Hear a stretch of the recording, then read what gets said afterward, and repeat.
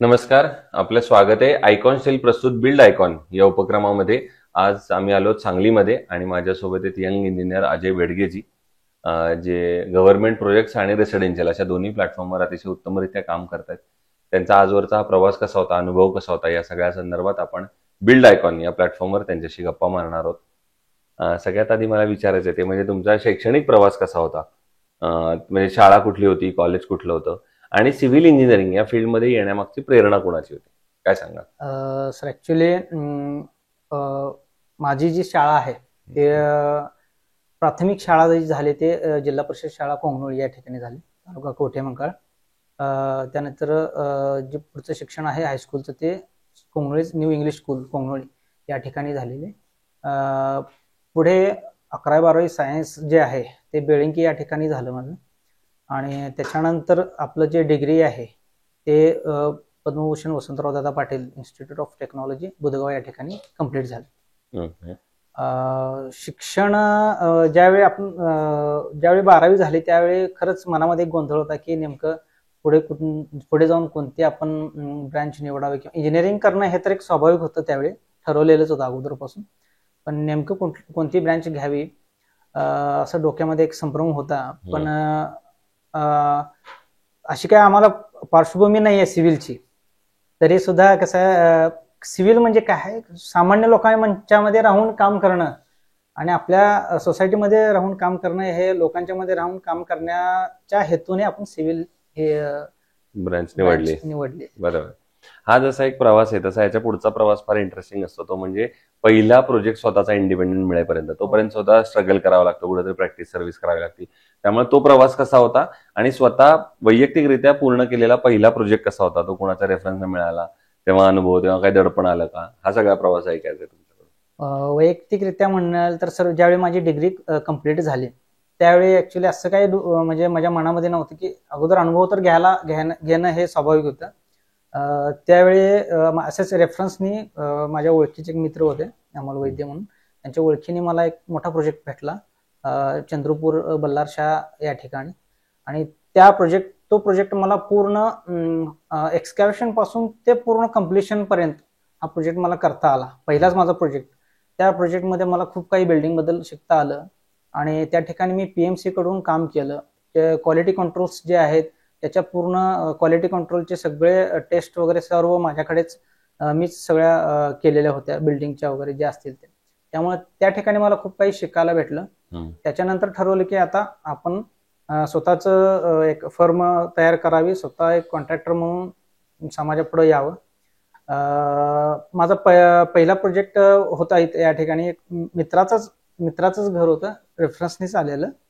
आणि ऍक्च्युली माझा अनुभव चांगला असल्यामुळे स्वतःच्या हिमतीवरती एखादा प्रोजेक्ट करणं हे मला जास्त काही अवघड गेलेलं नाहीये. मोठे प्रोजेक्ट केले असल्यामुळे छोटे प्रोजेक्ट करताना एवढे काय दडपण आलं नाही आलं. बरोबर. आता येऊया काही महत्वाच्या प्रश्नांकडे. त्यातला पहिला प्रश्न असा आहे की या क्षेत्रामध्ये अकुशल कामगारांचं प्रमाण फार मोठं आहे. तुम्ही आता इथेही काम केलंय, बाहेरही काम केलंय, तर अशा अनस्किल्ड लेबर बरोबर काम करणं हे कितपत धोकादायक आहे असं तुम्हाला वाटतं आणि तुम्ही कशी ती परिस्थिती हाताळता?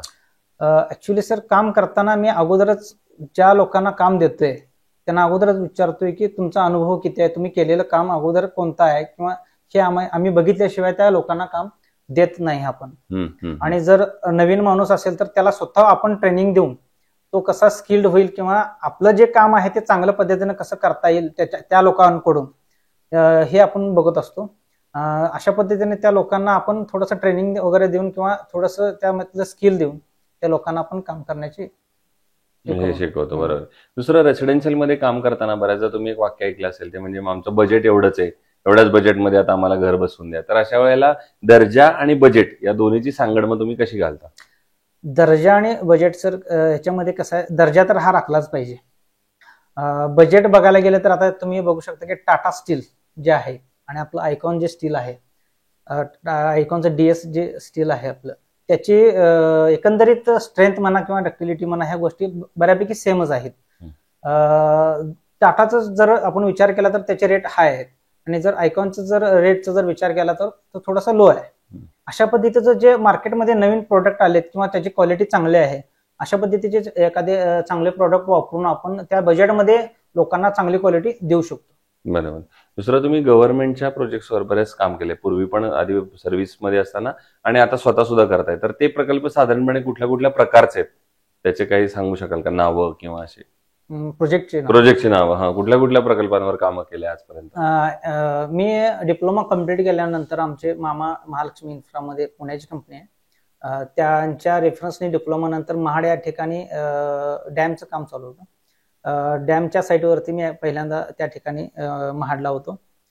त्याच्यानंतर डिग्रीनंतर पोलीस स्टेशन्स अँड त्याचे क्वार्टर्स असा एक टोटल 10 ते 11 कोटीचा एक प्रोजेक्ट होता त्या ठिकाणी. तो प्रोजेक्ट कम्प्लीट केला आहे. त्याच्यानंतर दिल्लीला मी बीजी शिर्के या ठिकाणी दिल्ली डेव्हलपमेंट ऑथॉरिटीचे साईट्स चालू आहेत त्या ठिकाणी, शिर्केचे, त्या ठिकाणी सुद्धा मी काम केलेलं आहे. त्याच्यानंतर नांदेड जिल्ह्यातील बिलोली तालुका या ठिकाणी सब डिस्ट्रिक्ट हॉस्पिटलचं काम होतं आपलं, ते 6 कोटीचं काम होतं. ती एक साईट आपण कम्प्लीट केलेलं आहे. त्याच्यानंतर सोलापूर युनिव्हर्सिटीची पण साईट होती थोडे दिवस आपल्याकडे. त्याच्यानंतर उस्मानाबाद जिल्ह्यात सुद्धा आपण काम केलेलं आहे. बरोबर. पुढचा प्रश्न जरा या सगळ्या प्रश्नांपेक्षा वेगळा आहे, तो म्हणजे सांगली जिल्ह्याच्या विकासाचं विजन. असं जर एक इंजिनियर म्हणून तुम्हाला विचारलं आणि एक सांगलीकर म्हणून विचारलं, तर तुमच्या डोळ्यासमोर कुठले मुद्दे येतात ज्या मुद्द्यांवर आता काम करण्याची गरज आहे, जर सांगलीचा आपल्याला सर्वांगीण विकास करायचा असेल तर? सांगलीचा सर्वांगीण विकास जर करायचा असेल तर आपल्याला सध्या इन्फ्रास्ट्रक्चर डेव्हलपमेंट होणं खूप महत्वाचं आहे. सांगली जिल्हा हा शेतीप्रधान जिल्हा आहे. या ठिकाणी द्राक्षे, हळद ह्या मोठ्या प्रमाणात उत्पादन घेतलं जातं. या ठिकाणी रोड कनेक्टिव्हिटी असू दे, त्याच्यानंतर एअरपोर्ट एक असणं या ठिकाणी सांगली जिल्ह्याला हे एक महत्वाची बाब आहे. त्यानंतर जे रेल्वे लाईन आहे, आयात म्हणजे आपलं जे शेतीमाल आहे ते शेतीमालाच्या ट्रान्सपोर्टेशनसाठी या ठिकाणी सांगली जिल्ह्याला खूप महत्वाचं आहे. आणि आणखीन एक मला असं वाटतं की बाबा जे प्रोजेक्ट पुण्याला मुंबईला होऊ शकतात ते आपल्याकडे का होऊ शकत नाही? बरोबर. आपल्यातली मुलं पुण्या मुंबईलाच का जातात? आपल्याकडे पाण्याची उपलब्धता आहे, जमिनीची उपलब्धता आहे, मग आपण त्या ठिकाणी का जायचं? जर आपल्याकडे आयटी क्षेत्र आलं किंवा इंडस्ट्रियल एरिया जर मोठ्या प्रमाणात सांगली जिल्ह्यामध्ये आला तर आपल्या हा डेव्हलपमेंट नक्कीच होऊ शकतो. बरोबर. पुढचा प्रश्न असा आहे की आता एवढे वर्ष काम करताना एखादा असा प्रोजेक्ट सांगू शकाल का की जो तुमचा आयकॉनिक प्रोजेक्ट आहे, ज्या प्रोजेक्टमुळे तुम्हाला स्वतःला ओळख मिळाली, नाव मिळालं? माझा स्वतःचा आवडता प्रोजेक्ट म्हणजे बल्लारशाला जो पोलीस स्टेशनचा जो प्रोजेक्ट केला तो अतिशय आयकॉनिक. म्हणजे मला त्या ठिकाणी केंद्रीय मंत्र्यांच्याकडनं फेलिसिटेट केलेलं त्या कामासाठी.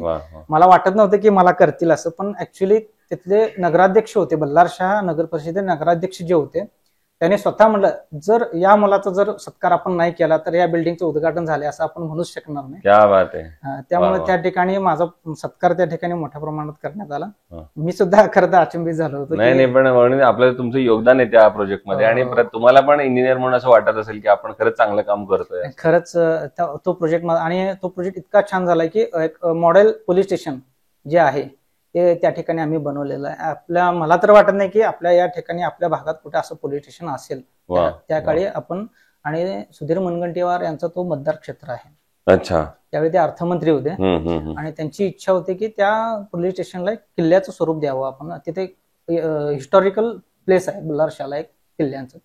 मग त्याच्या बेसिसवरती त्यांनी त्या पोलीस स्टेशनला एक किल्ल्याचं आपल्याला रूप दिलेलं होतं आणि त्याला आम्ही वायरकट ब्रिक्सचं पूर्ण बाहेरून जे आहे पोलीस स्टेशनला पूर्ण वायरकट ब्रिक्स आपण चिटकवून त्याला एक चांगलं एक आकर्षक हे केलेलं बाहेर स्वरूप दिलेलं. बरोबर.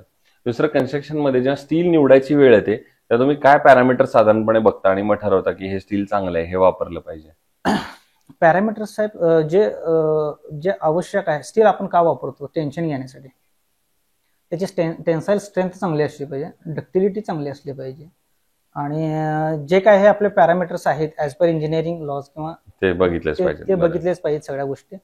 आणि मेन एक मिस्त्री लोकांचं एक म्हणणं असतं की बस सर कटिंगला बेंडिंगला स्टील चांगलं आलं पाहिजे. ह्या गोष्टी थोडस बघून थोडस केलं पाहिजे, वापरतो. बरं. दुसरं, तुम्ही आयकॉन स्टील वापरल्याचं बघायचं तुम्ही म्हणलं, तर त्यांच्या प्रॉडक्ट बद्दल आणि सर्व्हिस बद्दल काय सांगाल?